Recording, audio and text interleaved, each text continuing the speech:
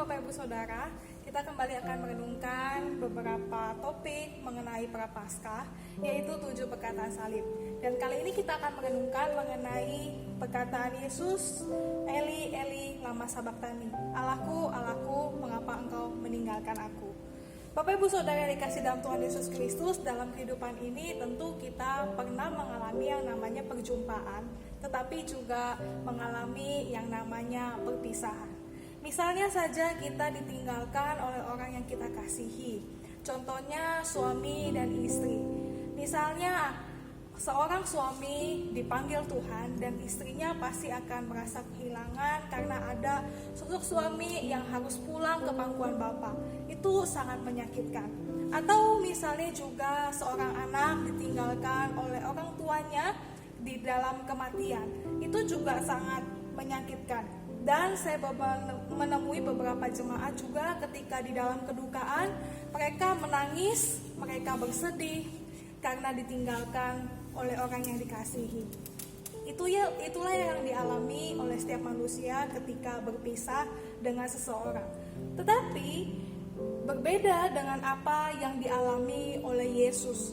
Ketika dia mengalami keterpisahan dengan Bapanya yang ada di surga, ini jauh berbeda dengan apa yang dialami oleh manusia ketika mereka ditinggalkan oleh orang yang dikasihi. Mengapa demikian? Karena di dalam hakikat Tritunggal, Allah Bapa, Putra, dan Roh Kudus itu adalah sebuah keterikatan, sebuah kesatuan di dalam Tritunggal. Dan ketika Yesus naik ke atas kayu salib, dia menanggung dosa semua manusia. Dan saat itu seakan-akan Bapa meninggalkan anak, karena anak menanggung dosa dan Bapa tidak bisa bersama-sama, yang adalah Allah tidak bisa bersama-sama dengan dosa. Itulah hakikat daripada Allah kita. Tetapi ketika Yesus membiarkan dirinya untuk dapat menanggung dosa semua manusia, ia berteriak dengan suara yang nyaring, Eli, Eli, lama sabachthani. Artinya, Allahku, Allahku, mengapa engkau meninggalkan aku?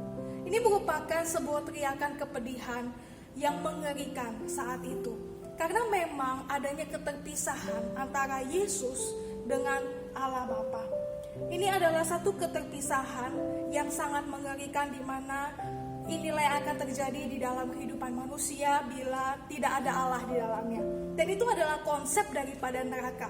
Neraka adalah satu tempat di mana tidak ada Allah di dalamnya, dan itu adalah hal yang sangat mengerikan. Itu adalah hal yang sangat memedihkan, dan juga itu adalah hal yang sangat tidak diharapkan oleh Allah sebenarnya. Tetapi demi Dia menebus kita, demi supaya kita dapat sampai kepada Bapa, Yesus rela dipisahkan, seakan-akan terpisah daripada Allah Bapa, dan juga rela ditinggalkan oleh Bapa, supaya dari kematiannya Yesus itu jadi jalan satu-satunya untuk manusia, supaya manusia dapat berdamai dengan Allah.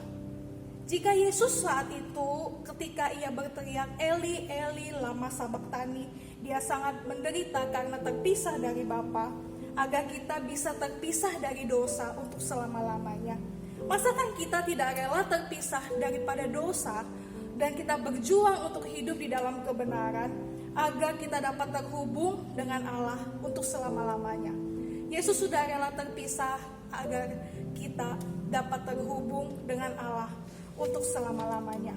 Karena itu Bapak Ibu Saudara yang dikasih dalam Tuhan Yesus Kristus, pada zaman sekarang ini dosa itu sangat memikat hati. Dosa itu sangat nikmat.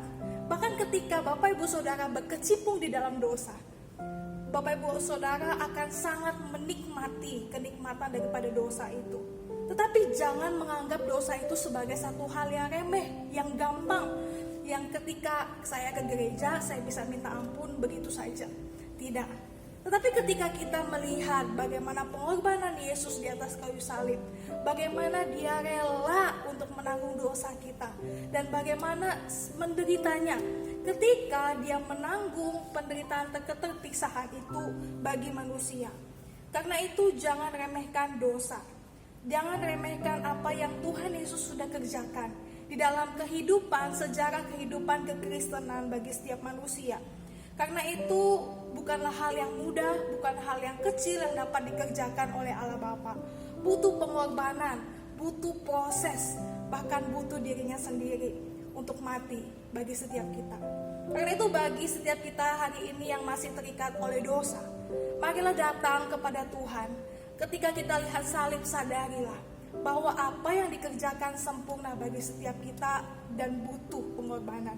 Mari kita hargai itu sebagai anugerah, dan juga mari kita hargai itu sebagai hadiah yang Tuhan sudah berikan secara istimewa kepada Anda dan juga saya. Mari kita sama-sama berjuang untuk melawan dosa bersama dengan Kristus. Terima kasih, Tuhan Yesus memberkati kita semua.